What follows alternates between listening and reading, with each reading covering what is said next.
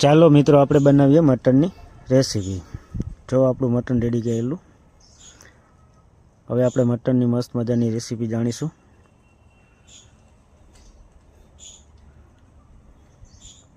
મિત્રો ધાણા ભાજી છે, લીલા મરચાં છે, લસણ છે, આદુ છે, 3 ટમેટા અને 5 ડુંગળી અને 2 લીંબુ।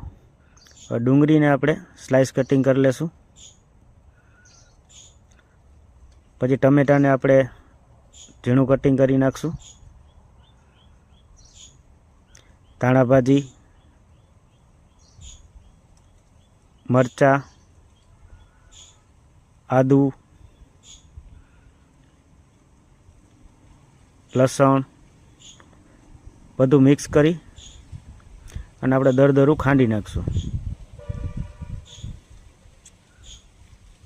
જો મિત્રો બધું મિક્સ થઈ ગયું છે। હવે આને આપણે દરદરું ખાંડી નાખશું। આ દરદરું ખંડાઈ ગયું છે। હવે આપણે મૂકશું તેલ। તેલને ગરમ થવા માટે મૂકી દીધું છે।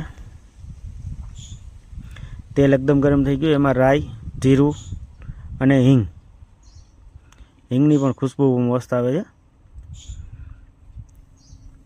પછી આપણે એમાં નાખશું ડુંગળી।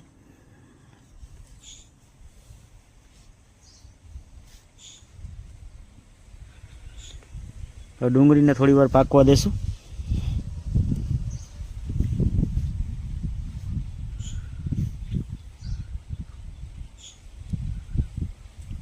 એક ખડું લસણ પણ નાખ્યું છે।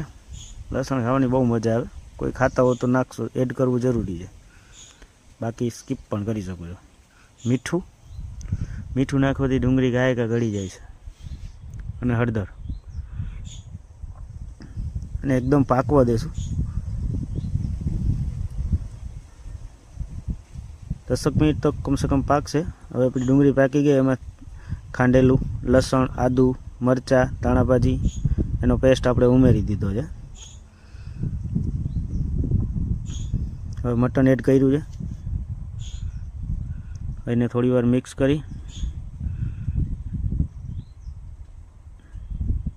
પાકવા દઈ। હવે આપણે ટમેટા એડ કરશું।